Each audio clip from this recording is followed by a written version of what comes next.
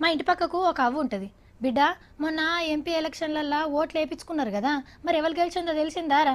మల్లమ్మ మోడీసారి వస్తాడంటావా బిడ్డ అని అడిగింది. ఓ అవ్వ, అట్లా కాదే, ఇప్పుడే తెలియదు. మొన్న తెలంగాణ, ఆంధ్ర ఇంకా కొన్ని రాష్ట్రాలలోనే ఓట్లేసినాం. దేశమంతా ఓట్లేసినాక మిషన్లో ఓట్లను లెక్క పెడతారు. అప్పుడు ఏ పార్టీలు ఎక్కువ మంది గెలిస్తే వాళ్ళే గెలిచినట్టు అని ఆ ముచ్చట తెలిసే వరకు ఇంకో నెల దాటుతుంది అని చెప్పిన. మరి అలా రెండో విడత ఓట్ల కార్యం ఎట్లా నడిచిందో మనం చూడాలి కదా. తమిళ సెలబ్రిటీలు పద్ధతిగా లైన్లు కట్టి ఓటేసిర్రు. పార్టీ పెట్టిన కమల్ సార్ నుంచి షురూ చేస్తే పార్టీ పెడతా అని ఇంకా ఊరిస్తున్న రజనీకాంత్ సార్ దాకా హీరోలు హీరోయిన్లు అందరు ఏలుకు ఇంకురుద్దించుకున్నారు. లీడర్లు కూడా ఓటేసిర్రు, అందరితోనే వేపించిర్రు. ఈ జంట పెండ్లి పందిట్లకించచ్చి మరీ ఓటేసింది. పిల్లగాడి చిన్నగా మురుస్తలేరు పో, మాకు అమ్మ లేదు అయ్యలేడు అని ఫీల్ అవుతున్న తమిళ ఓటర్ దేవుళ్ళు ఎవరిని పెద్ద దిక్కుగా ఎన్నుకుంటారో చూడాలి. ఇక కర్ణాటకలో కూడా సెలబ్రిటీలు లీడర్లు ఓటు హక్కును వాడుకుర్రు.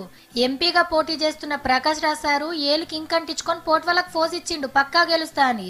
ఇక మాన్య నియోజకవర్గంలో సుమలత మేడం, నిఖిల్ అన్న ఇద్దరు సినిమాలు ఎవరు గుర్తుగా ఓటేసుకుర్రు.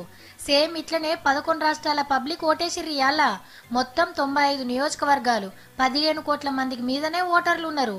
సీఎంలు, మంత్రులు, ఎంపీలు, ఎమ్మెల్యేలు, సెలబ్రిటీలు ఎవరి ఏరియాలలో ఓటేసి నవ్వుకుంటా పోట్వలు దిగిర్రు. కాశ్మీర్లో వీళ్ళిద్దరు కూడా లగ్గం చేసుకుని డైరెక్ట్గా పోలింగ్ సెంటర్కి వచ్చి ఓటేసిర్రు. అంతటా మంచిగానే జరిగినాయి. బెంగాల్ రాష్ట్రంలోనే మస్తు గడ్బడ్లైనాయి ఎప్పట్లెక్కనే. పార్టీల నడుమ పంచాదులు ఉట్టి కొట్టుకున్నారు. మరి పోలీసు వాళ్ళు ఊకుంటారు? లాఠీలు అందుకొని తోముడు తోమిర్రు.